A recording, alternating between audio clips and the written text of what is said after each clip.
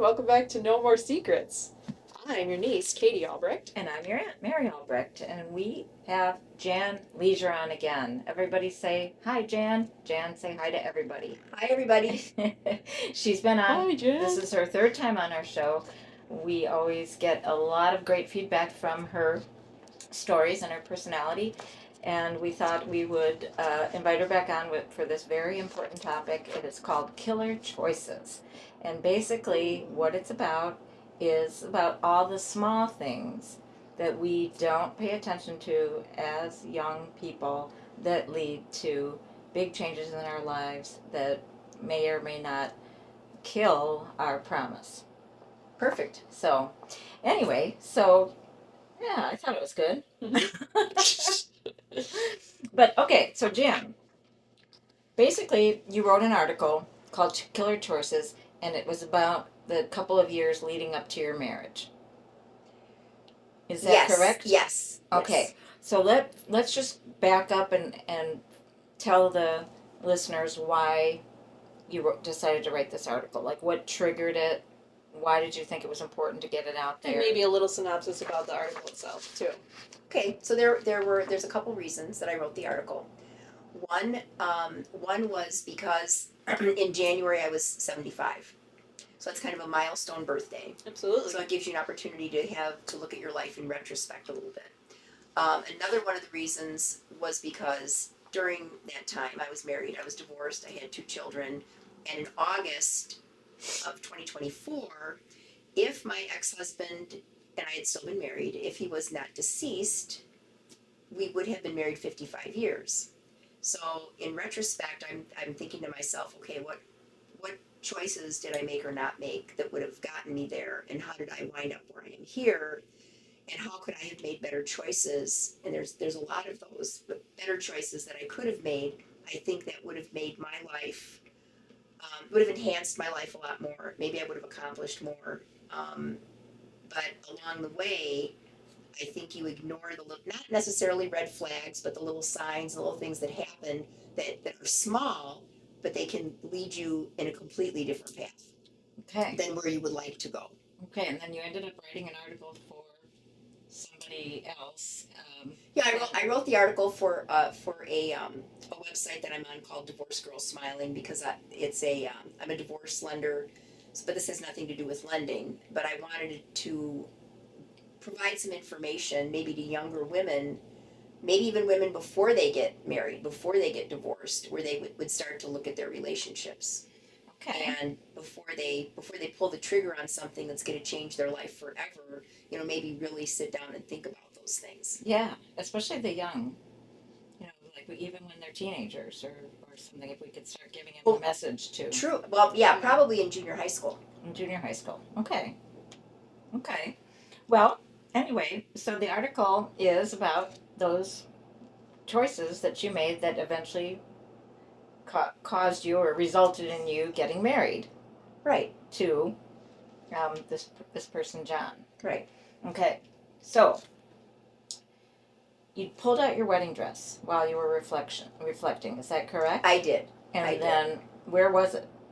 It was in a box. It was preserved in a box. In your house? In my house, in my closet. Okay. And I never took it out in 55 years. Oh, wow. And I never got rid of it, even though I'm divorced, because I know a lot of people take their wedding dress and they set it on fire or something, or there's some kind of a ceremony, to donate, to connotate their freedom. I didn't do anything like that. Yeah. So I had it in the box. I thought that possibly one of my daughters would want to wear the wedding dress or take it and cut it apart and make it different. Yeah. And they never did that. So I still had the dress. I'm coming up on 55 years. I've been divorced since 2006. I thought about what am I going to do with this dress? So I thought about donating it to a service where they make little dresses or outfits for babies that are stillborn. There's a service for that. So I think I'm still going to do that. And I don't know the name of it, but I can, if anybody's interested in that, I can give that to them. That was one of my thoughts. I didn't want to take it and just throw it in the garbage. But I know that if something happens to me, my kids are not going to want it. They're going to be going through my closet and go, we're going to toss this out. So I want to do something with it so that I had some memory of it. Okay. So one of the things that I was doing was I was going to have a boudoir shoot for my 75th birthday, just for myself, like not for anybody else. Did you do it? I did it. Oh. Could have brought the book. They should have asked me. That would have been great. Do you know what boudoir is? Could have brought. Yeah, Well, she's seen it. Yeah, I've seen her shoot. Oh, nice. So it's something to do with your butt. No. I mean, yes, that's part of it. Booty. It's meant to look very Like a boudoir is like a bedroom, like a right? classy, sexy, like lingerie kind of shoot. Yeah. Okay. So I thought as long as I was doing that, I would take the wedding dress along, just to see, see how it looked, see how it still fit. So before I went there, I did try the dress on. I took a couple pictures, and it obviously I was a lot thinner when I got married, but I was able to get it on. I was able to get it on and pull it up, and it looked okay. And so I did take that along with me when I did the boudoir shoot. Okay. And then my thought was, and I probably still will do this. I probably still will write something, just about the time, like the time span, like having been married like for 55 years. Okay. And this is 1969, and this is 2024, and hopefully I'll still be alive in August. Yes, and I'll do something. Maybe maybe I'll put it on social media or something. Yeah. Then it started me thinking about, okay, 55 years. What happened in those 55 years, and how did I get from there to here? And had I had different information back when I was in high school or when I was in college, might I have made some other decisions? Okay. Yeah, that's interesting, especially the decision as to who you're going to marry, who you're going to have children with, who you're going to share finances with, all of that. It seems to me a big thing that we don't really talk about with our kids in middle school, high school. Maybe we think we're leading by example, but we're not really saying this is what is recommended, and we don't want to tell them what to do, or they'll do the other thing. But it's recommended to find somebody that has similar goals, has similar ideas about how they want to live and how they want to raise children and things like that, and start it young before they shut you down. Right. I think what actually happens, or what happens more often, is that the emphasis is on love, and love. Is great, yes. But it's not going to be always a stable relationship. But there was a point in your article that mentioned something that questioned, how do you know if you're in love? That big time. Yeah. Big time, because I think the definition of love comes from television, comes from movies. I think my daughter Jordan's idea of love is John Cusack and Say Anything, standing outside of the window, with a big blue box, You right? can't go wrong with that. No, you can't. No, you can't, right? So I'm there too, right? But is that superficial, or is that not? And how is that needed for love? Not necessarily. I have a younger cousin, she's probably about 50 now, and she in high school. So she's so much younger than me. I was married. I had kids before I even heard that she was doing this. And I was talking to her mom, and she had a list of 10 things, and she was only 17. And if she went out with somebody, and say she's dating somebody, it's her boyfriend, and she goes to their house for dinner, and he's rude to his parents, he's out. Now, I think subconsciously maybe I would have thought that, because I respected my parents and I respected people that respected their parents. Right, and so maybe I would have turned, but I didn't have it written down. Okay. It never occurred to me to say, well, okay, if somebody does this, or this, they're a sucky person, so I don't want to go out with them, or I don't want to have a relationship with them. Yeah, that's neat to have. It's like a checklist, Mm-hmm. Yeah, you fail. And her mother didn't teach her that. That was something she came up with herself or discussed it with her friends. I don't know. Yeah. I don't think she learned it in school. Well, yeah, we don't talk about things like that. Even with friendships and having good boundaries and having people that don't take advantage of you. I think we talk about it after the fact. After the fact. After the fact, there you right? go. So after you bumble your way through, Mm-hmm. and you come out, like somebody's sort of coming out of Vietnam, and you're broken and bleeding, and you're like, what did I do, and then you start to think about those things. Yeah, and then you maybe But I mean, I've been pass it on. divorced since 2006, and I didn't think about this until January. Exactly. Well, let's back up It always though and comes tell at your random story. times. You know, you had a great childhood. Let's just kind of go through how you ended up in the place where you met your future husband. So I'm an only child. I'm Sicilian. My dad was a very strong, good fella kind of guy. And my dad had a very strong personality. He was in sales. He was my protector, but he would also kill me if I didn't, if I didn't do what I was supposed to do. So I was a pretty You were good a good kid. kid. I was a good kid. My mom was more my wingman, so she didn't always tell my dad, if I was like stepping out of the circle or out of the line or did something maybe that I shouldn't have done. But I was really pretty good. Yeah. So, And your dad was a boxer? yeah, my dad. And So my dad was a boxer. very He fit, was handsome. in the Olympics when he was 14 with the Chicago Youth Authority Wow. in Berlin. But it wasn't like he was. They didn't at that time. I don't think they had like 14-year-olds competing. It was Okay. older kids. So he was like in a junior Olympics Uh-huh. that he was there, and he won a silver and a bronze medal. Okay. So that was pretty cool. He was a Marine. That's really cool, yeah. Do you know why you were an only child? Just curious. I do. My Uh-huh. mom and dad couldn't have other kids. Okay, did they try? They Did they did. have miscarriages? They or? did. And then they were going to adopt twins, and I just put the kibosh on that when I was 5. I remember that. Because I'm a really nice girl, but I You was said I wanted to absolutely remain not. an only child, and I didn't want anybody in my shit. So You liked And I love that they listened to you, actually. they did. That's awesome. Well, didn't you like threaten to move away or something? I did. I or said you- they can't come in my room. They can't touch my stuff. They can't. But you go ahead and do that if you want. And they listened. I love that. Yeah. What was the relationship with your parents like between the two of them? So I would say, I mean, I'm not perfect. My dad had a very strong personality. He had a very strong temper. My dad was the product of an alcoholic stepfather. My father's father passed away when my dad was 12, and he had 2 brothers that were 11 and 10, and it was during the Depression.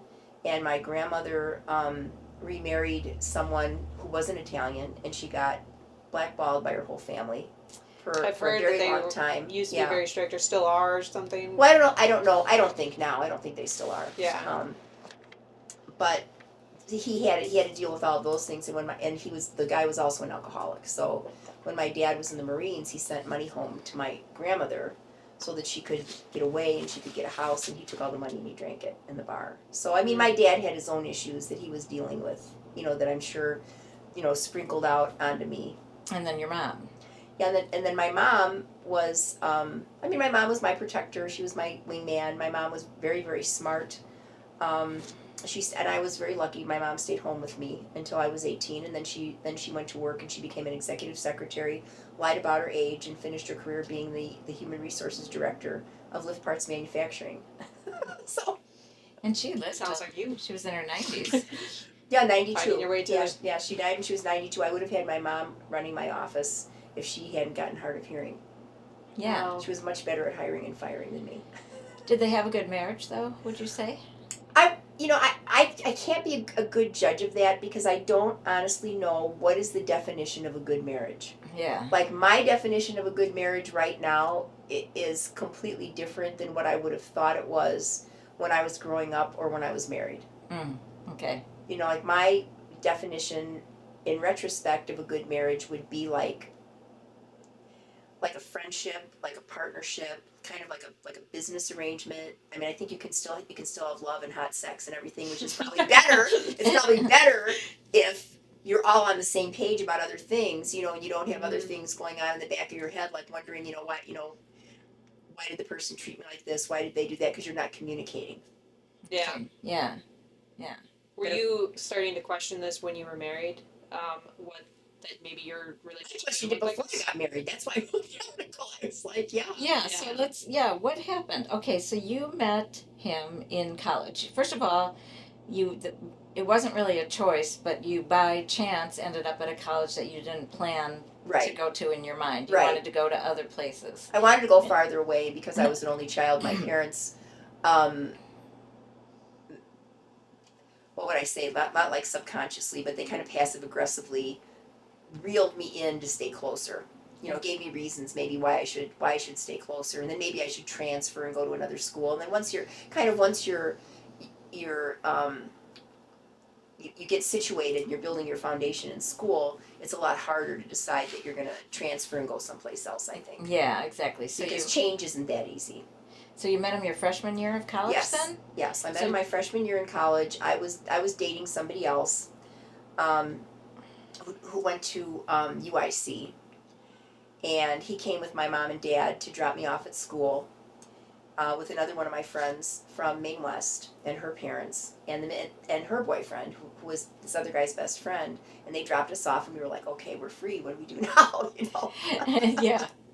And so then we started looking like for our next boyfriends after we unpacked our rooms. Okay, even though you. But I wasn't really like looking for another boyfriend. We were just. It was the first time that we really had some actual freedom. And so, but you were still dating this other guy. I was. But you were keeping. And I didn't intend on breaking up with him at that juncture either. It was just keeping your options open and seeing what college brings. I find it interesting that you said that the party that you met your future husband John at was also something you didn't even want to go.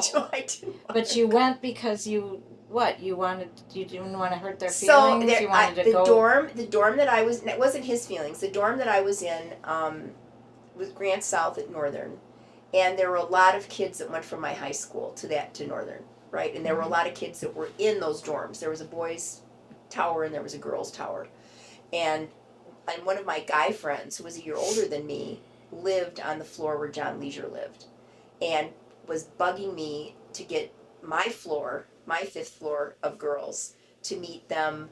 I don't remember if it was in the cafeteria or if it was in the barn, which was like a hangout, a place to go and hang out. And we would have like a guy floor and a girl floor, and we would get together for dinner. Right. So, but what I didn't know was that my friend Steve did it so that Jan Leasure could meet me. Because he had already seen you across the way. way. I didn't. We can't miss me. Well, did you look like that? I didn't. I looked a lot better than this. Did you do rock the bows back then too? No, I didn't have bows. No, my hair was just like really long and blonde. But you were as tall. Yes, I was this tall. Well, people accuse me of continuing to grow, so I don't know. But. So we did. So we had that. We had that dinner, which I didn't really want to go to. But again, that's something that I did because I didn't want to hurt my friend Steve's feelings. And then Jan Leasure was there talking to you or whatever. And then do you remember his pickup line or? No, he didn't. It wasn't a pickup line. Like I wasn't interested in him at all. And I just got through the thing. And there were a lot of girls on my floor that thought that he was cute because he was tall. Was tall and he had really nice blue eyes. It's funny how tall just equates to cute, even though it might not be the. I know. Well, that's what that's what the girls, right? That's what these girls thought, right? And blue eyes. Yeah. So then I wasn't in my room 5 minutes, and then he called me and invited me out for a Coke, right? And you thought you would just be friends. Yeah. You're like, I could do this. I don't want to hurt his feelings. I'll go, but I know everything that I do. It's just so that I don't hurt someone's feelings. Yeah.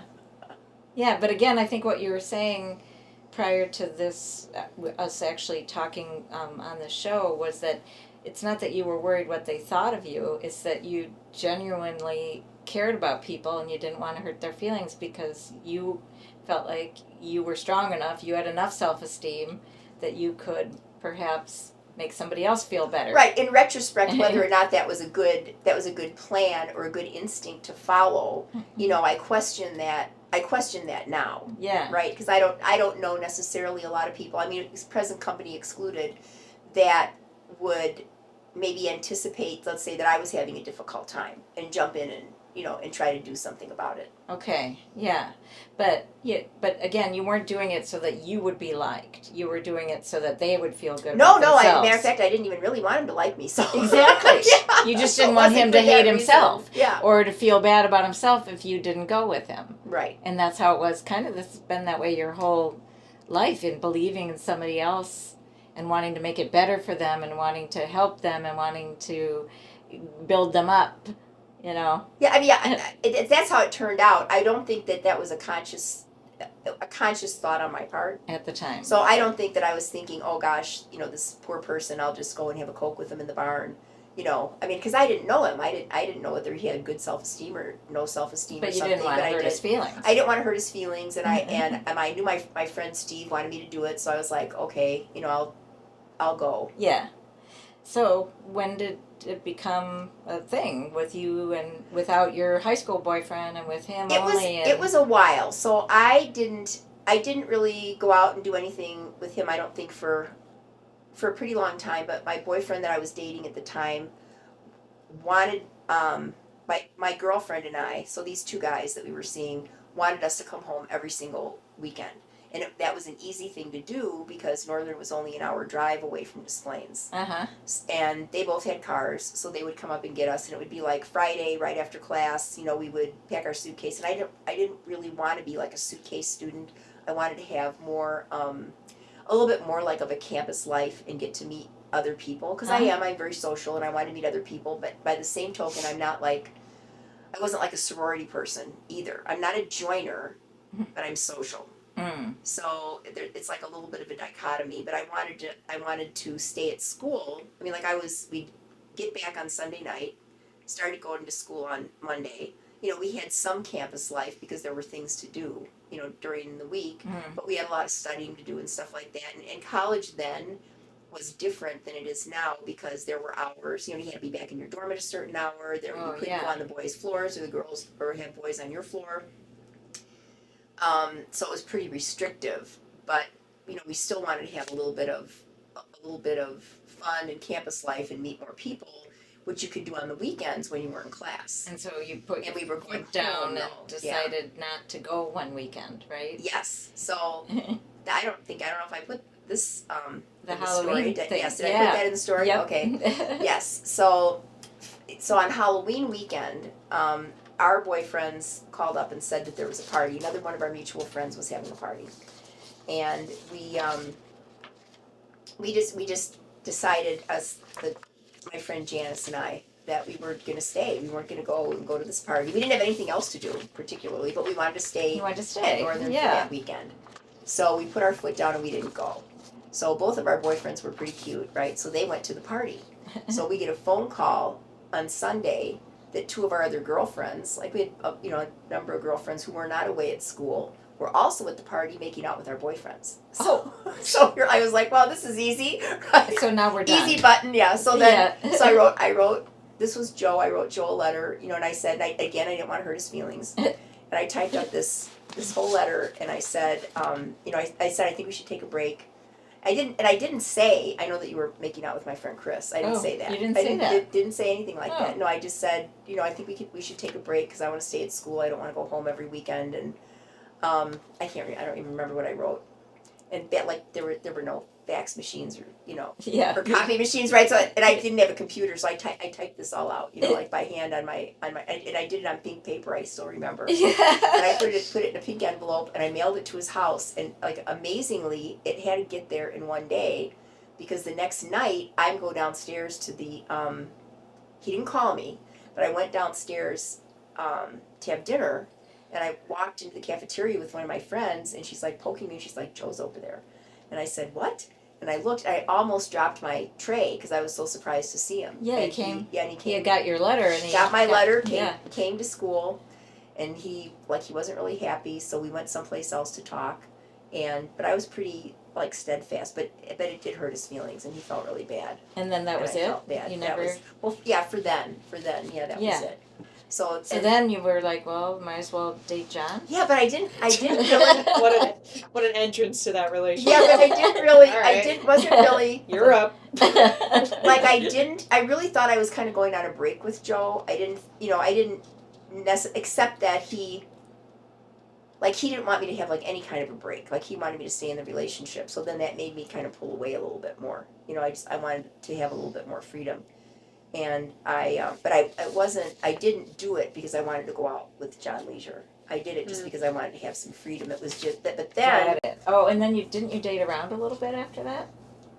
Yeah, I did. I went out with a couple people. We went to parties. It wasn't necessarily like a dating situation. We met a lot of different people.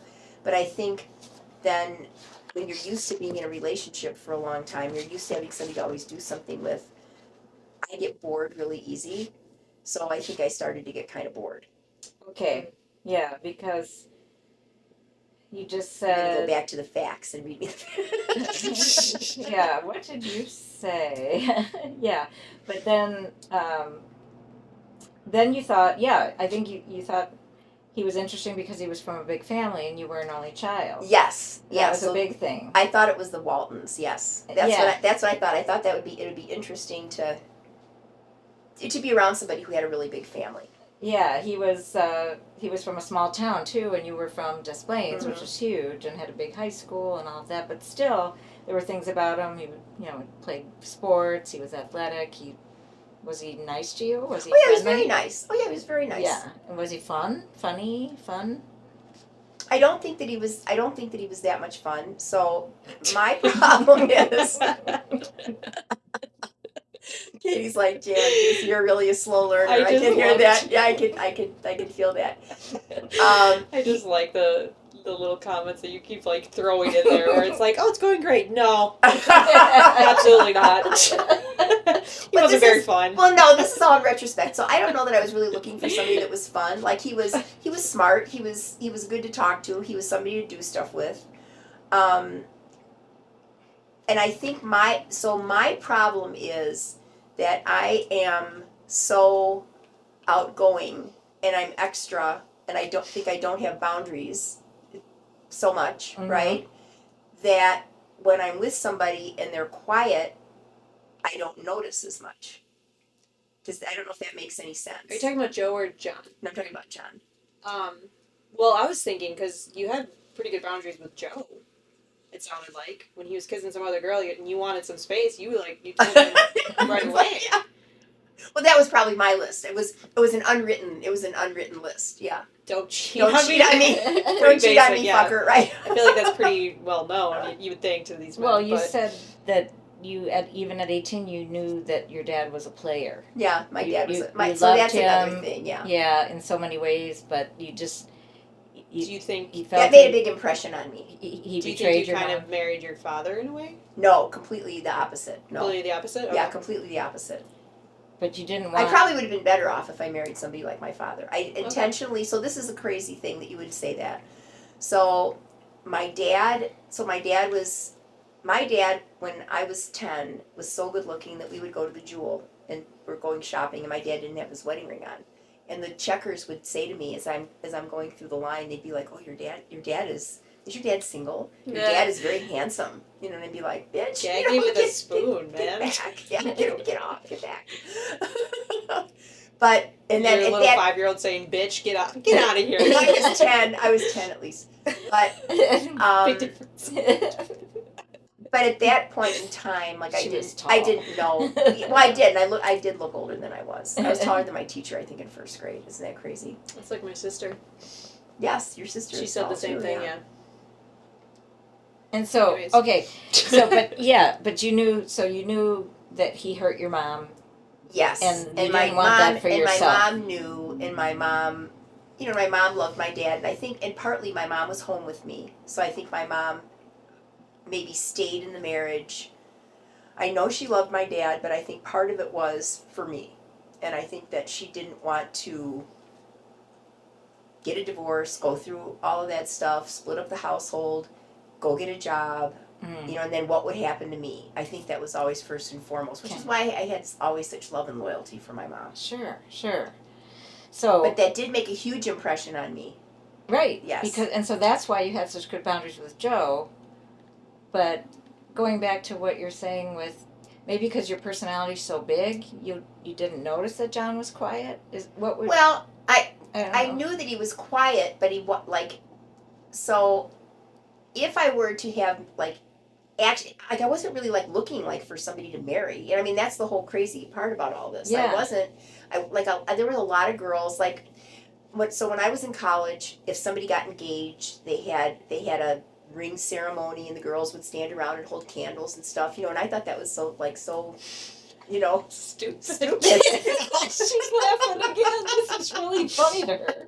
Well, I just thought that was so plus, you know what I mean? stupid. Sometimes people do things and you're all in, and you're all in. But in a lot of things in my life, I always have felt sort of like a little bit of an observer.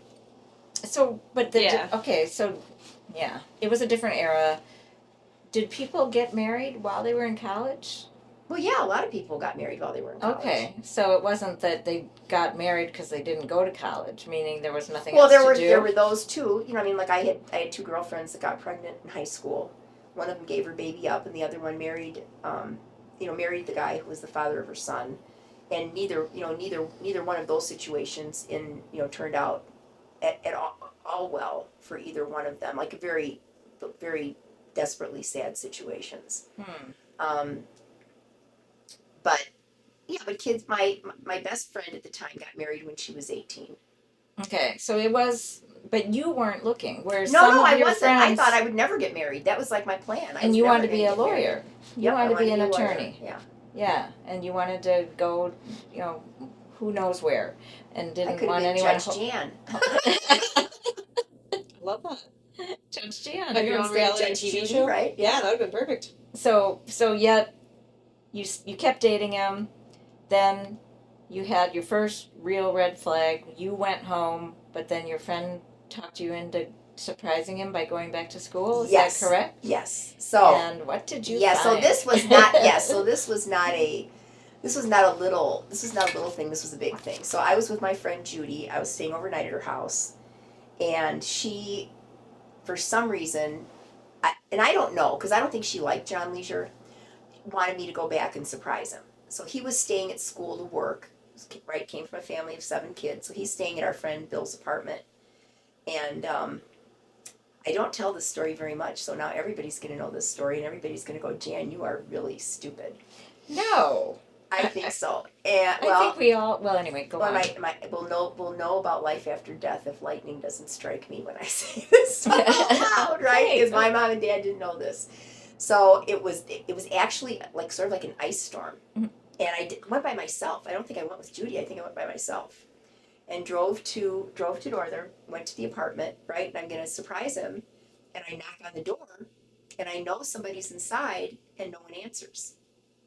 And I think I got pissed right away, right? But I'm like, well, I'm not leaving. So I knock on the door some more. We were dating, so we were lavaliered. I had like a necklace, like being pinned or something. Okay. Like that, right? Yeah. And I knock on the door again, and there's still no answer. So, and again, there's no cell phone, so I don't have a phone where I can call inside, which is what I would do right now, because I'm like Nancy Drew, right? I did somehow, and then it did cross my mind. There was a big rock there, and it crossed my mind to just pick up the rock and throw it through the window, right, and just make sure that I could see who was there. Did you do that? I didn't. I did not do that because I knew my dad would find out then that I was in DeKalb and not in Mount Prospect. Well, so I anybody who's listening to this, you have to remember that I was only 18, right? So I did it. I knocked on the door again. He comes to the door then, sort of a little bit in a panic, and he's in a towel. So he was pretending that he was taking a shower, right? And he goes in and he gets himself wet, comes out, and he's got a towel on. Well, by then I know that he's there with somebody. And I look over, and he wasn't a drinker, and there's a bottle of bourbon or something on the table and 2 glasses. Ooh. And I'm like, alrighty then. So I only had a little bit of time before I had to go and drive back for the next hour. Because your parents didn't know you were gone. Right. So you had to get back. So there was an ice storm. Yeah, I told him to go get dressed, and I was gonna go. I said, I'll just come in. I'll come in the bedroom, and this is where the girl was that was in the bedroom. There was a girl in the bedroom. So I'm still not leaving, and I needed to really sort of put the screws to him. So I got him on the couch and I made out with him. And I wasn't sleeping with him. I wasn't sleeping with him. So you knew someone was there. Yeah, I knew somebody was there. Was this like a power move? Like, I don't know. He's still mine, bitch. No. It wasn't. She had nothing to do with it. It wasn't like that at all. It's all about the deceitfulness. I'm picturing her. I'm picturing the girl like in a bathtub, like behind the shower curtain, or in the closet. And I didn't. While you guys are making out on the couch. This went on for a long time. So, and of course, he wanted to sleep with me, right? And I was a very like conservative Sicilian girl whose father would kill her, right? I mean, that kept me from getting pregnant, when I was in high school or something. And So I said, I think this is the time. Let's go in the bedroom. I think it's time to do it right now. Right? I didn't tell you this, right? No, So this is so that's what I awesome. said. And he's like, then he's like, you know, like sort of frozen there. And You got him. I feel like that's like the tell. Like, Oh, you don't want me to go in there? yeah, you don't want. So I didn't really have time like to girls in get the into it, and bathroom. I didn't go in. I didn't go in and find the girl and create a big thing, right? Because then I didn't have time for that. So that told me everything that I wanted to know. So I said, you know what, I have to leave. And I got up, I left, I took off the lavalier necklace, I left it hanging on the doorknob, and I just drove back. Dramatic. So this was the first red flag. Yes, but this was a huge red flag. So I broke up with him. So he was. I was gonna say, because your first Yes. one, you were just saying it was because of a cheater. So what was different with this one? There was nothing different. There was. It was just actually, like this he was was more persistent kind of thing to get back with you? So there was a big story that I won't go into right now about why he said he was there and who this person was and that nothing happened and that there was a whole like story to that, but I didn't care about that. Did you call him out after you left? Oh yeah. But I didn't say anything right there. away. I didn't take any of his calls. This was in the Okay. beginning of spring break. So I got home. This is all totally not in the story. You're like sucking all this information out. I know, I like, love I haven't it. told. Nobody knows this. We like to I think everybody's dead, right? It's pretty much was Close enough. Yeah, close enough. So I came home, and I had like 14 days of spring break, and we had plans that he was going to come for New Year's, and he was going to stay at my house, right? So, but I didn't call him. I didn't talk to him. He called me. And he's making plans to come for New Year's, and I said, "Don't come." I said, "I'm going to go." One of my roommates her name was Cheryl, and she was from Dallas. So I said, Cheryl invited me to Dallas for the weekend, so I'm going to go there for New Year's. And I just hung up on him. I didn't even confront him. I didn't have any conversation with him about it at all. And so then there was 14 days of break. My high school boyfriend called me, Dick, and invited me to go out on New Year's Eve before I went down there and caught John in that compromising situation. I told him I couldn't because I was going out with John. And then it was practically the next day that this situation happened, and that completely opened up all of my options. So in the meantime, I went back out with Joe. I went back out with Dick. I went out with a bunch of other different people. So I really went out with at this point, yeah. about 10 different people, during break. There's even some funny stories about that too. So the next day, Joe was taking some extra class at Harper, and I went to the Harper cafeteria, and he was there, and I'm like, hi. And so I went back out with him. He wanted me to go out for New Year's Eve with him, and he said if I went with him that he would even take me to see Johnny Mathis, which was a huge deal for him because he was like a hard rock guy. He was like Jefferson Airplane, and I was Johnny Mathis, so he was going to make a big concession and take me to see Johnny Mathis. But I didn't go out with him. I called Dick back and I said, if you still want to go out on New Year's, I'll go with you. So where does spring break come into this? Or not spring break. Oh, okay. Christmas You're talking break. Christmas. I was wondering why 14 days. Yeah. You got 14 days for spring break. Yeah, I know that's really long. Sorry, edit that out. Oh, it's okay. It doesn't matter. So then you went back to school. So then I went back to school. But then John tried to get you back. And I didn't really talk to him. I don't know, probably like for a week or something. And then he wanted to talk to me, then he wanted to explain. And I think I just was, I don't know, you just get sucked back in. I just got sucked back in just by... Was he charismatic? Or just persistent? Persistent. More persistent than charismatic. Yeah, I mean, you... The charmers always get you, I feel like. You said you went back to dating him. I never had any charmers. Really? Yeah, the charmers escaped me completely. Yeah, I've had a couple, and that's where they always got me back in, was because they were very persuasive with their words, charms, and made it seem like you were the only person in the world after they'd already been with other girls, like while they were with you and everything. And oh God, yeah, make it seem like that never happened. Yeah, it wasn't. So he wasn't that. like a schmoozer or anything like that. No. Okay. He just really. Well, you said you were bored. You. I think I was bored. If that was when you went back in January, did he propose the following December? Yeah. So that was your freshman year. No, sophomore. Sophomore year. Yeah, the following. So then did you date him all through the rest of freshman year through the summer and then? I did. Through But he lived far away. In the summer, you mean? Yeah, he lived far away. But you saw him at school. I saw him at school. Like right nearby at school. Like you said, you ran into him all the time. Well, that was at school. That was during the school year. Yeah. Yeah, and so he already proposed by the. That was the next year. I know, but you were a sophomore I was a sophomore. And then he was a junior. And he was a junior. Yeah. Okay, so when he proposed, were you shocked? Like, what was your? I mean, did you see it coming? Did you? I think I saw it coming, but I was not. I don't know. It wasn't like one of those things like where, oh, yay, this will be great. You know, it wasn't like that. You know, it was sort of like I think I saw it coming. But nevertheless, we went out with my friends Pam and Bob, and they were already married for 2 years, or maybe 1 year. We were 18 when they got married, so I was 19. So they were married, and that was like sort of normal then. You know, I mean, now like I look at kids that are 18 and 19, and I'm like, are you kidding me? Are you kidding me?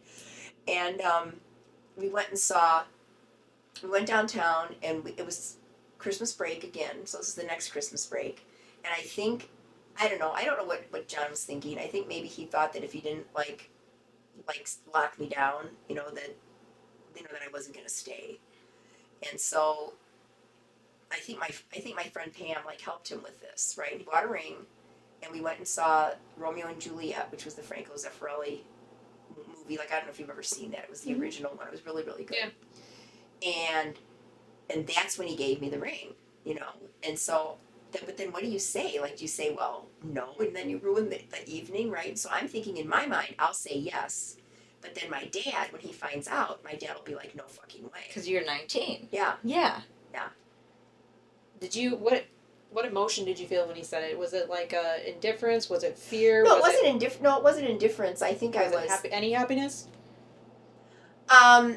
Maybe I thought it would be cool to have an engagement ring. I mean, I was pretty yeah. young. I was like, yes. Wow, this is sparkly. Yeah, this will be. And I do like. Mary knows this. I do. Yes, I do like sparkly things. You can't tell at all. I have. Okay. You are decked out. Even your shoes got a little bit over here. A little bit of sparkle on them. I think. I don't know. On the one hand, I think when my dad had a heart attack when I was 15, and when I was 15, my dad had a massive coronary the day after Christmas, and lived from it, right? But it was very traumatic for me, and the November before my dad's heart attack, my boyfriend had his leg amputated because he had bone cancer. And those were both happened within 8 weeks of my 16th birthday. So in a lot of ways, I think that I was very mature for my age, in a lot of ways, right? But then I surprise myself when I go back and I think to myself, what was I thinking, right?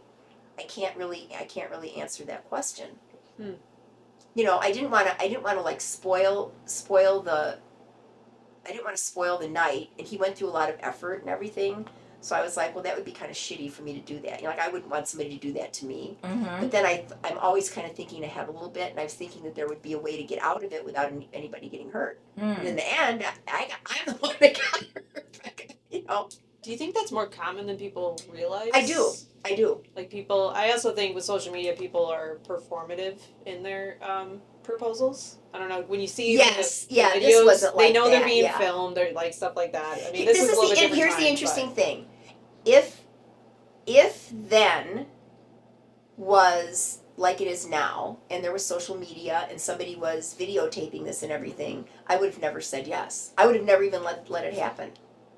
I don't understand. I don't think I would have wanted anybody to know. I would have wanted to try to figure it out and see what I was gonna do. Huh. That's interesting. Okay. Well, did you love him? You think you did? I think I did. I think I loved a lot of things about him,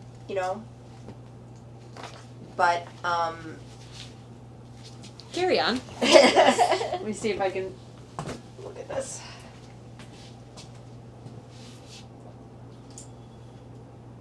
Yeah, you can keep talking, Oh, Jan. okay. Yeah. Yeah, so because your camera's still on. on you. yeah. So did I love him? Yes, I do. I do think that I loved him. I don't know if I was in love with him, Okay. and I don't.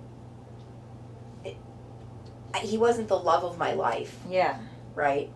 I don't think I have had a love of my life really. And did you know what love was even? I don't know. I think I Yeah. thought. Well, my mom and dad have a really sort of a turbulent relationship, right? Okay. I think that, like Jan Leasure wasn't a player. The situation that he got himself in, or whatever it was, right? Whatever the truth or a lie was. We had a little technical difficulty there, and one of our We're cameras back. burnt out. But we have two cameras, and so now we're all on one. Hi. Look how cozy it is. I'll make sure I'm in it. That was squeeze Okay. over. No, you're good. Perfectly. Okay, but I'm still gonna yeah. look at Jan. Yeah. Yeah. You're So- good. You're in the camera. So what we were saying, we were talking about whether or not you We're so love, close now. I know, right? This is so nice. why you stayed with him. Did you love him, or what you thought was love? Were there good times while you were dating him? Up to while you were, especially after you said yes. All of that. Yes. So did I love him? I think I loved things. I think that I loved a lot of things about him. I think that I don't. You're going to hear these words come out of my mouth. I don't want to say that I'm one of those people that thought that I would want to change someone, but I think that I thought. Matter of fact, I know that I thought that he was somebody who had a lot of potential. He was very smart. I think that he had a lot of potential to accomplish things. And I'm sort of a cheerleader is a very bad word because that's not anything like me, but I would say I'm a very supportive person. And I felt that we would make a good team and that we were very young, right? So I was kind of thinking that the person that he would grow to be would be somebody that I was in love with the person that I thought that he had the potential to be. Okay. Okay, that's makes what sense. in retrospect that's what I think. So it's not like I didn't love him at all. It's not like I just blindly dove in. I think that I was calculated in a certain sense because you said, was he like my father? He was not like my father at all. Okay. But in my mind, I thought that he was more like my mother. I thought that he'd be more like my wingman, more like my mom was sort of like my emotional protector, I think. Mm-hmm. And I felt like he had the potential to be that, or maybe I thought that he was like that. Mm-hmm. And that was one of the things that made me marry him. If he had been like my dad, if he was a person who was like my dad, and it's weird, right? Because I loved my dad. My dad was handsome. He was charismatic. He was outgoing. He had a million friends. Everybody knew who he was. I know, like me, right? Yeah. That's what you're thinking. Yeah. So I'm like my dad, and I knew I was like my dad. So I intentionally thought that I shouldn't marry somebody like my dad because I thought there would be a lot of friction. Okay. So you did Makes think sense. that. Yeah, so I did. I was consciously thinking that when Yeah. I was dating him. So were there some good times then after? Oh yeah, I think that we had. We had a lot of good times. And it was a different. Oh God, I don't know. I hate to say it. It's like a different era. Like we had a lot of mutual friends. We did a lot of things. He was very smart, but he wasn't very disciplined like where school was concerned. So when I did agree to marry him, I said that he was a year ahead of me. So I said, we have to graduate. If we're going to get married, we have to graduate as fast as we can, so that we can go on and then we can get our master's or do whatever we're going to do. And so he didn't have a lot of ideas of his own. Like he agreed with me. So he agreed with everything that I said, but then he didn't follow through. Uh-huh. So he was a year ahead of me, but I graduated in 3 years. It took him 5. So while he was finishing his bachelor's, then I was working on my master's. Okay. So then when he graduated with his bachelor's, then I had like 6 more months, and then I got my master's. But then I was also teaching for a year when I was 21, and I was finishing my master's. Wow. So like I was on the fast track, and he wasn't following through with some of the promises that he made me about things like that. Do you think he felt inferior to you? I don't think that he felt inferior, but I do think that he thought that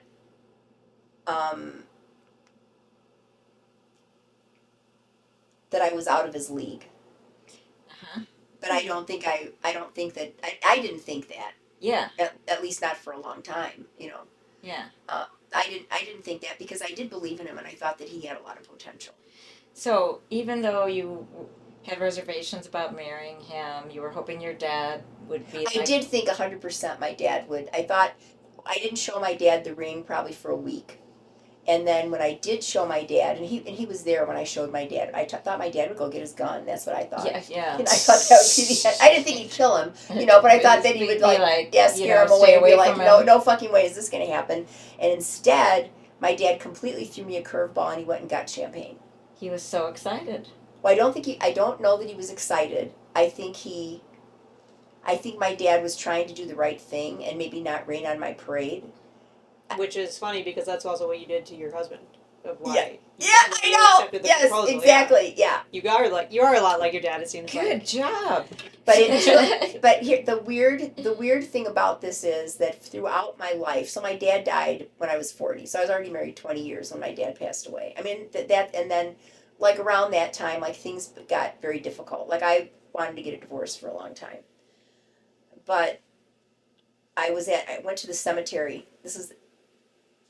It took me 36 years probably to get this answer. And I'm thinking to myself, I'm at the cemetery, my mom and dad are there, and I'm saying kind of to my dad, you know, why did you let me do this? You know, when I was only 19, he wouldn't let me cross the fucking street. I mean, we went to Italy.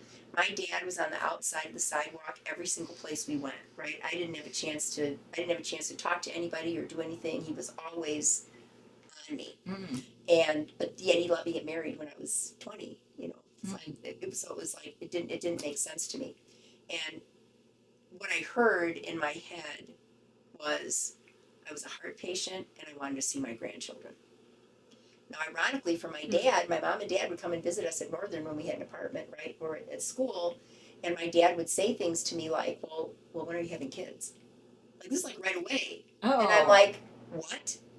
And then I'm like, I'm in school. I said, I have a plan. You know, I said he can have the kids. You know, Yeah. I mean, I was so offended when my dad would say stuff like that. You really did want that. Yeah, he really wanted it. So lucky for my dad, like he hung on long enough so that he did see Jordan and Jade, and Jordan was 11 and Jade was 6 when he passed away. Okay. So he got what he wanted out of it. Yay! Now, yeah. Go, Dad. So, when did you start to? So obviously you saw some red flags, but when did you start to compile the red flags and realize, oh, I'm not in a good marriage, or I'm not in the right marriage, or how did? Oh, I think on and off, and I think everybody. I would be shocked if we had 25 women in here that were married, or married and divorced, or still married, and I would be shocked if one person said that they never had any kind of reservations throughout their relationship, that they didn't say, you know, what am I doing? Right? You know, I mean, I think that there are. Now, that doesn't mean that you don't think it and then it doesn't get resolved, or that it doesn't pass, or that something doesn't happen to keep you in it. So, before we had kids, you know, I mean, it was okay. Like we were both well educated. We were both teachers. We had mutual friends that were teachers that we went out. We were busy. I was also a real estate agent. He was a real estate agent.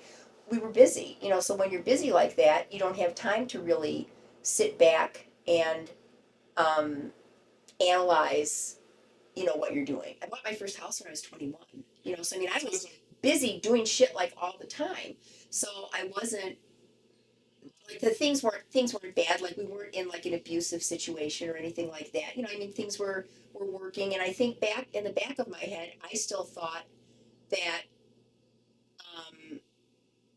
not just him, but that both of us were going to grow in a certain way, right? And that the relationship would improve, or I don't know. I honestly don't know exactly what I was expecting, you know. And then when I did have my first child, is when some of his issues started to surface, and they were things that I had never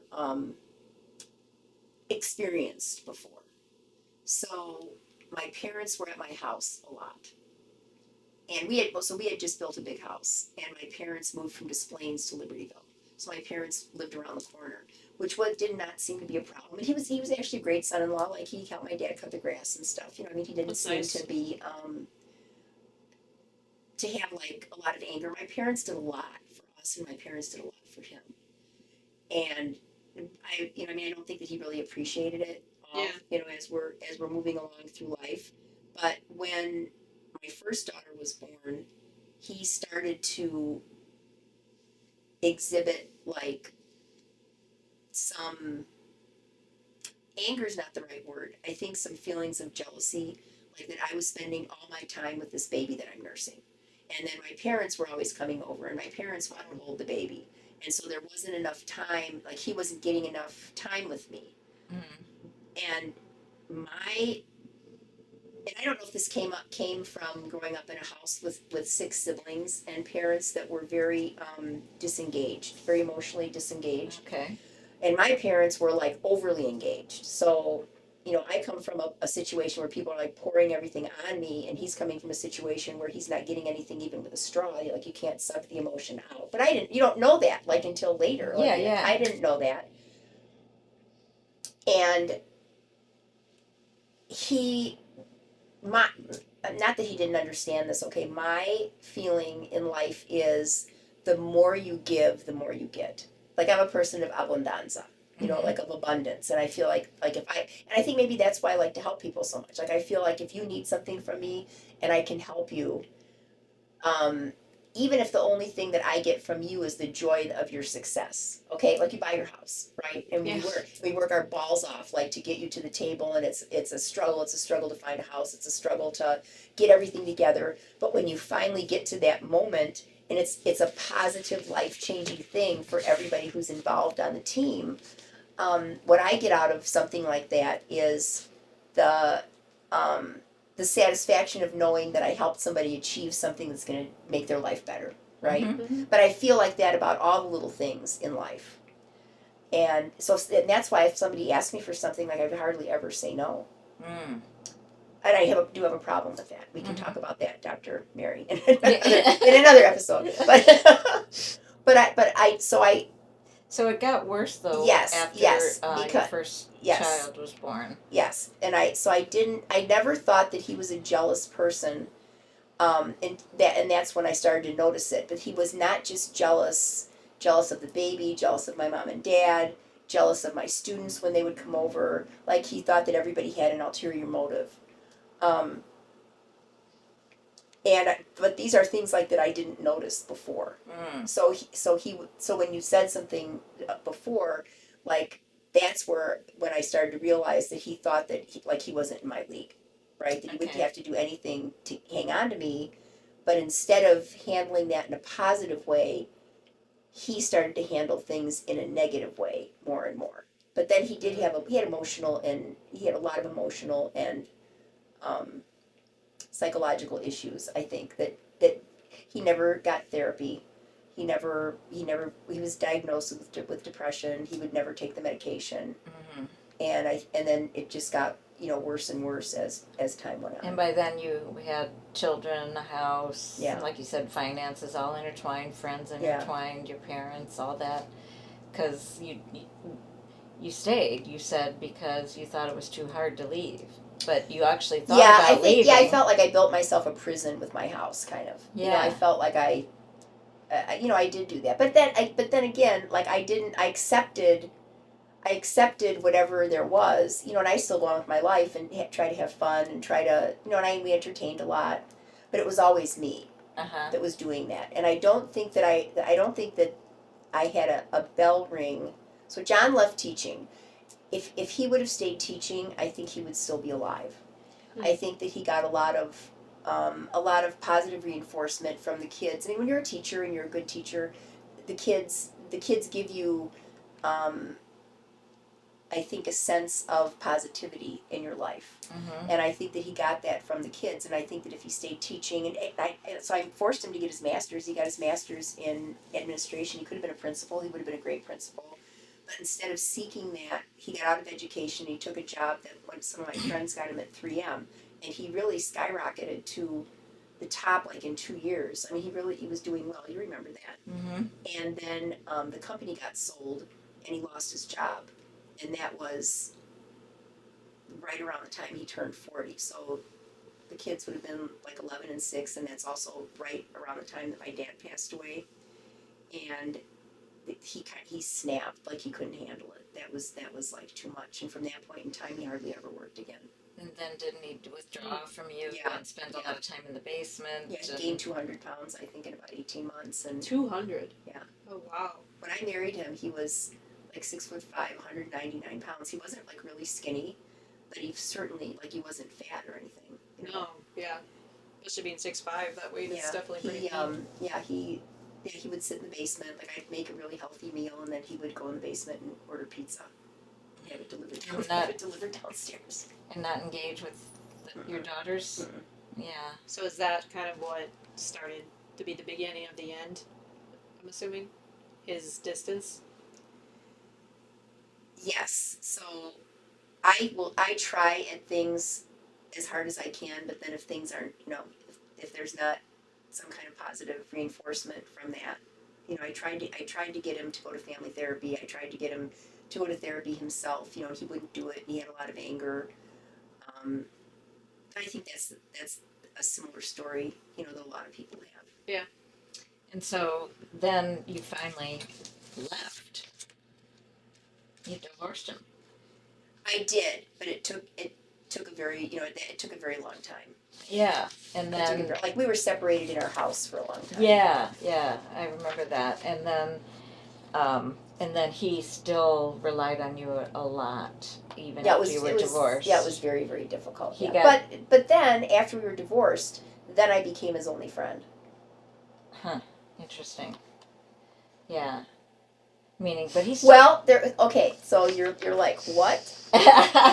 Well, He's the father of yeah, your he kids. still was the father of my I kids. get that. So I'm just making that face more on him because I'm like, wow, look at what you've done, that you've isolated yourself and don't have people in your life anymore, that your only friend is your ex-wife.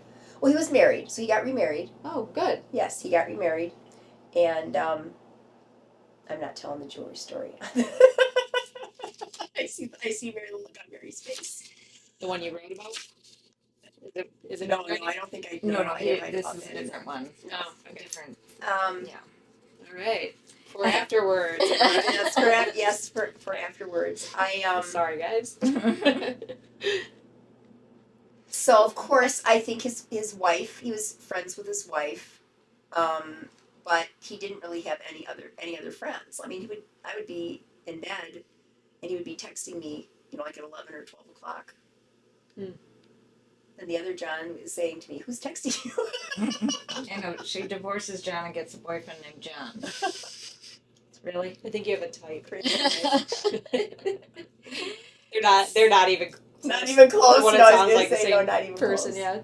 yeah. When you say that in the Just first men named paragraph of your article, you say that it killed your passion, promise, and potential. Yes, so that's what I think you have a lot of passion, and you've achieved a lot of things, and you still go, and you're still going at 75. So what would you have been like? Like, I can't even picture you being more than you are. Maybe an attorney is what you wanted to be, but how did it kill it? How did it kill you? Well, I think that this is true of anybody, right? That where you're not paying attention, like to the small things, or what the small little things that are signs that turn into big things later, Okay. right?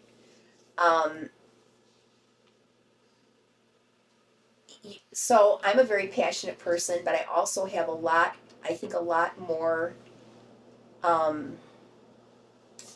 Not that I have more passion than other people, but I think it's harder to beat me down than some people.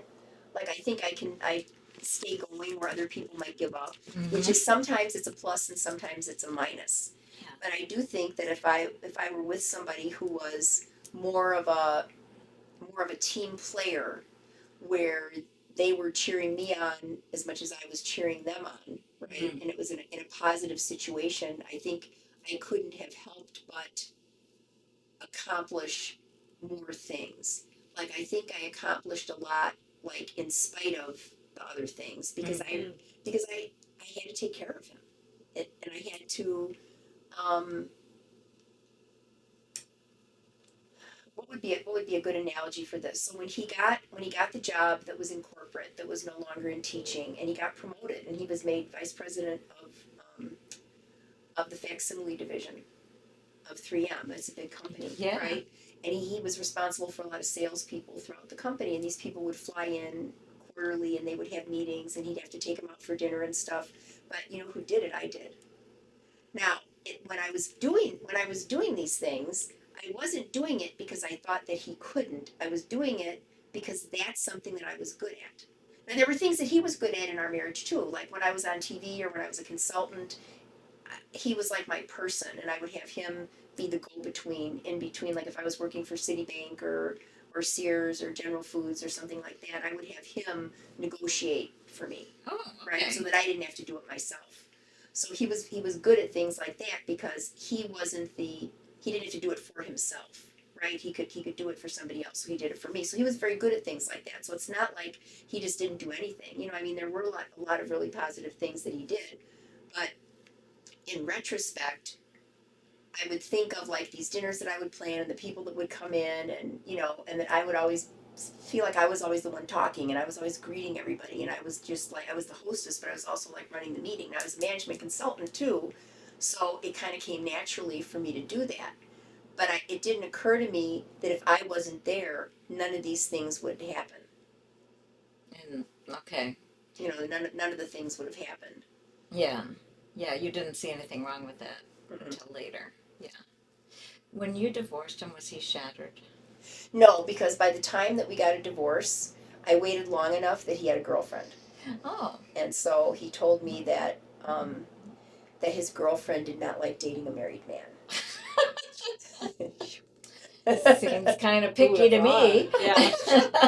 Well, we What's weren't wrong living with together. Her You know, by standards are then, so you know, by high. then we weren't living together. By then he was living, you know, he was living in a condo in Lisle. Yeah. So yeah. it was there. So there was A definite many split. degrees of separation. So that was okay. And I was like, okay. So then my friend Mark, who's a lawyer, and I wrote it up, and There you go. yeah, and then we went to court, and wham bam, thank you ma'am, then you know, then it was done. But it Reverse direction. Ram, like I bam, think to bam. myself, like while we're having these conversations about all of these things, and I think to myself about people who are married like 3 times, 4 times, 5 times, like 7 times in their life, like how do they have the time for that? How do they make the decisions to get in and get out? And how do they do the how do they do the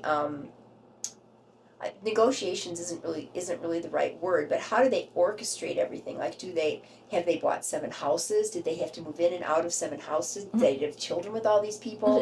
You know, how do you do it? Like, I could barely get in and out once and stay alive. You know, I don't know how they do that. I feel like it's a lot of celebrities or famous, wealthy people that just have people that. But just I do see it. like ordinary people. Like I have run into a lot of ordinary people who, or maybe even people will say, oh yeah, my mom's on her 4th husband or something, and I'm like, wow, how do you get up for that, you know? Yeah, I don't know how you would get married so many times. You know, maybe twice, but the 3rd time you're like, okay, for better, for worse, you know, forever kind of thing. Well, no, unless something happens. Or maybe after like the first time, maybe it gets easier. Maybe. You know the ropes a little bit, and so you know. Maybe, but you said there was a statistic More that practice. the second marriages are Yeah, higher. second marriages have a higher divorce rate than first marriages. Wow. Because you probably don't tolerate as much bullshit. Yeah. The first time, like as for as long, you're quicker to just be like, no, I'm good. Yeah, Yeah. but you would think that you learned enough from the first time, you know, that you would make better choices. But again, probably not. So, what is a message that we can right now in this moment share with the people listening that maybe will talk to their kids or their grandkids Yeah, or their friends or something like how do you. Well, here's the interesting thing. So the interesting thing is you talk to your children and grandkids. I thought about that when you asked me that question. So, for example, the things that we're talking about that if my kids watch this, right, these are not necessarily things that we have talked about, because I don't want to further tarnish the memory of their father, Mm-hmm. right? But I think that when women are going through, women or men are going through something like this, I don't think that their children want to notice. I think that in my situation, I think that I haven't discussed this with my kids, but I think would have been just perfectly happy for me to just stay in my marriage till I died, and then their lives don't change. Mm. I'm not suggesting that they're selfish. I just think that they don't necessarily pay attention and want to be involved in their parents' relationship or their bullshit or whatever. And now, by the same token, I'm guilty of being one of those people who didn't ever make a big deal out of these things with my kids, And I mean, they were there when their dad was down in the basement, like for a year, for 2 years, and he was ordering pizza. And I'm saying, hey, come up, I've got a salad, with a chicken breast on top or whatever, they didn't really jump on that. So yeah, but what? So what Yeah. can we do? So I don't necessarily think that this is something that you can teach your own kids, except if they could be like my younger cousin was, right? And help them discuss what would be a deal breaker for you in Yeah. a situation, and or let's make a list. Like I didn't have a list. My mom and dad didn't tell me that. Like if I thought somebody was hot and they wanted to go out with me, I would go out with them. And then it was kind of up to me to like handle the situation, however I would have handled it. But love and physical attraction, or certainly physical attraction, isn't that? That's what we need to teach. Is that's not enough necessarily for a relationship for a lifetime. Oh, 1,000%, You know, 1,000%. and I think a lot of kids think it is. I'm attracted to him. I've got a crush on him. He must be the one, kind of thing. And how do we? I don't know how we.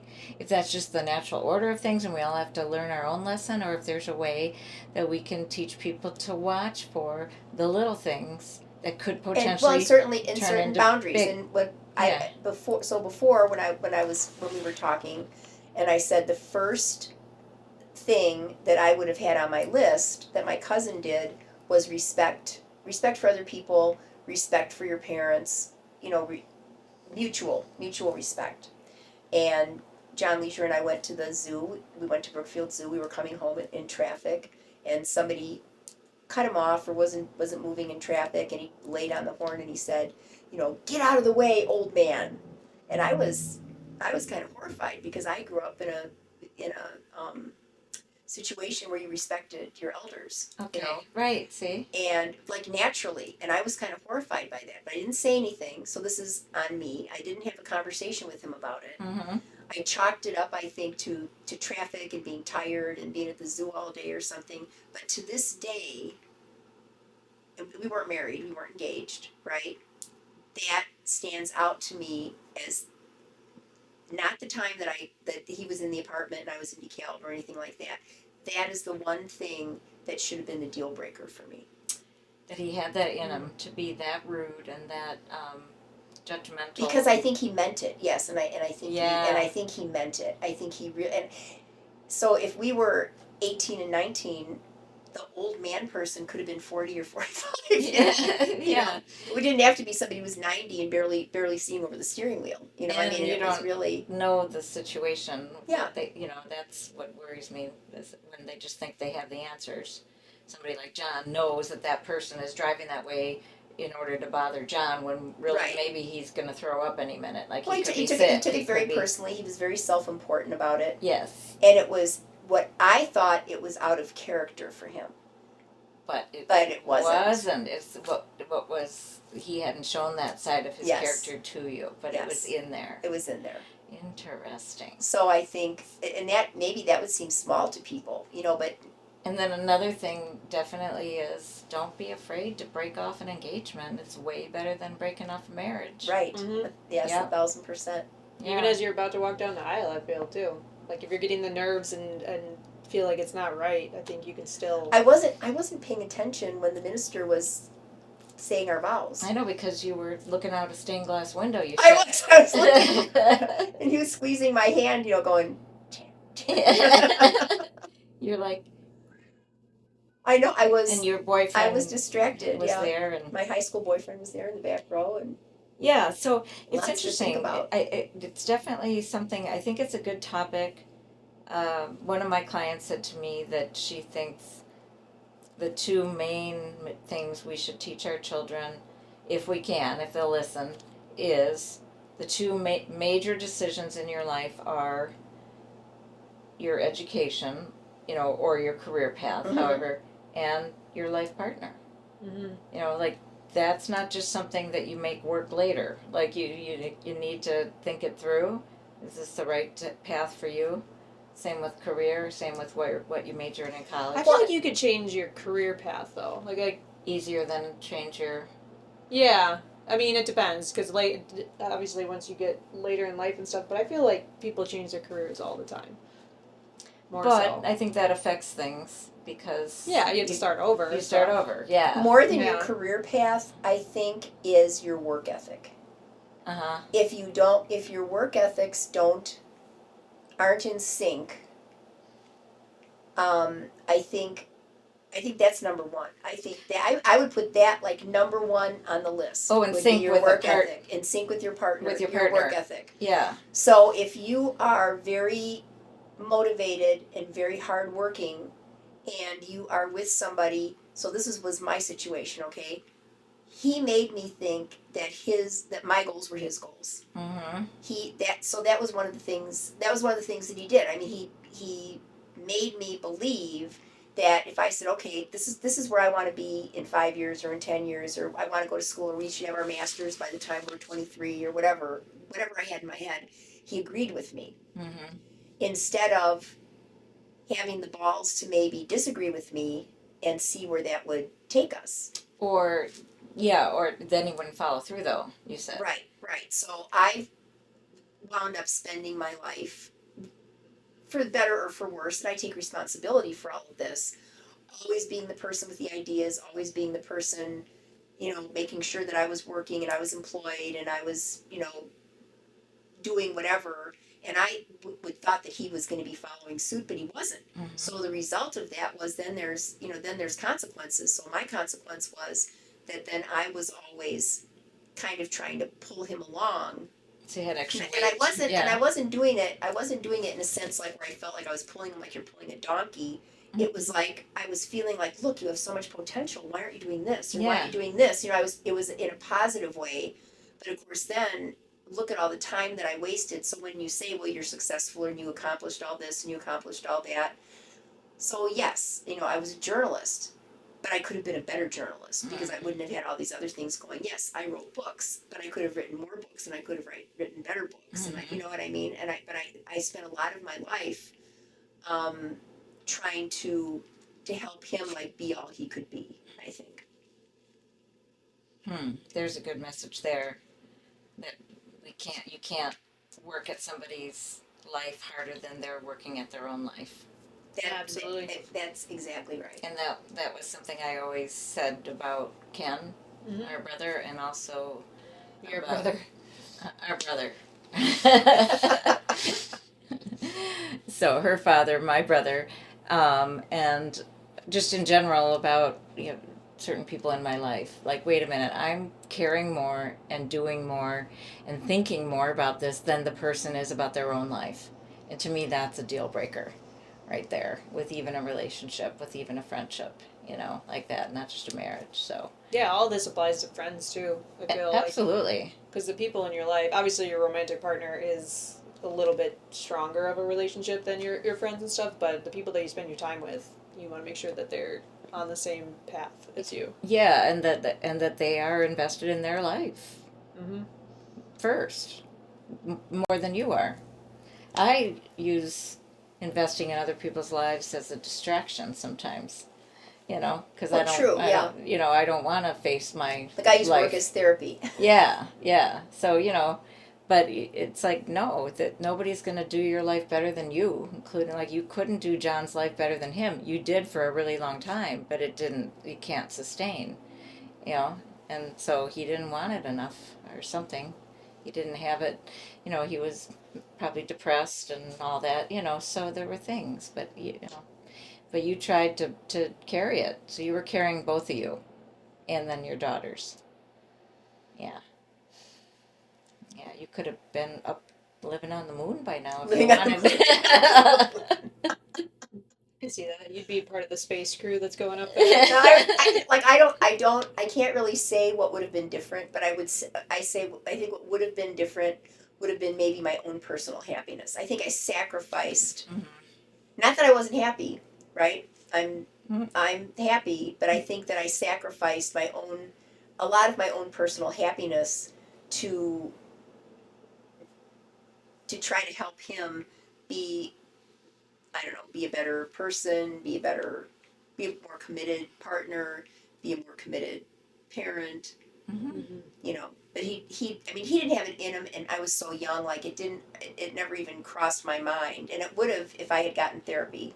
That's really a really important thing, or if he would have gotten therapy with me. I did try to get him to do that, like to go to family therapy and everything, and he was completely resistant. He wouldn't do that. So, and I think, like you talk about the love of your life, I think there's more to it than that. I think when somebody doesn't do the things that they should do for themselves, I have a tendency then to lose respect for them. So that's really what happened. So did I love him? I did. I loved a lot of things about him, but after a while, I didn't have any more respect for him because I could, he just didn't see what he could be doing to help himself. Yeah, he didn't respect himself Yes, enough. yes, Yeah. yes. Mm-hmm. Interesting. So yeah, that's a good way to wrap this up, I think. Yeah, I think Yeah. people could take a lot from this. Yeah. And hopefully learn from your, I don't know, do you call it a mistake at this point? I mean, because there was a lot that Choices, just there was like a lot that came out of it that was good. Like you got Yes. 2 daughters out of it. Yes, yes, And now 1,000%. grandbabies. Yes, Grandbabies. You got lots of Yes. grandbabies. yes, I have my 4 grandsons who are my my gang, and I am their leader. Can you Love that. imagine having a grandma like Jan? I think that would be great. It would be. That's what I'm saying. This would be. I mean, think of my mom. Yeah. No, that would be great. Soft spot for grandmas. Anyway, thank you for listening, everybody. Thank you for listening. It's been a while. Yeah, it It's has. good to come back. I'm exhausted. All right, we will see you next time then. Till next time. Yeah, thanks for just sucking out all my secrets. You're welcome. Look at what you're sitting in front of. No more Did you forget what secrets. show you're on? Thanks for sucking out my secrets. Duh.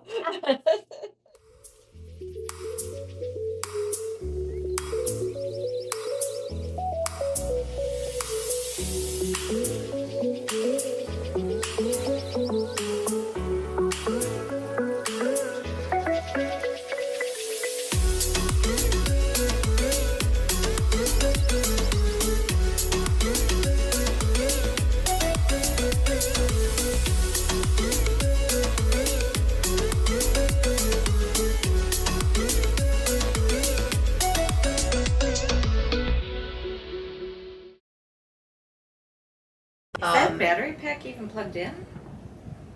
To the it's not Yeah. plugged into the camera. What do you mean? It's plugged into the. Oh, we were missing the cord. That's It's coming out of the camera, but it's not plugged in. Oh, you know what? You just solved the answer. Good job, Barry. Wow, could you keep that on recording that I solved something? Let's see if this works.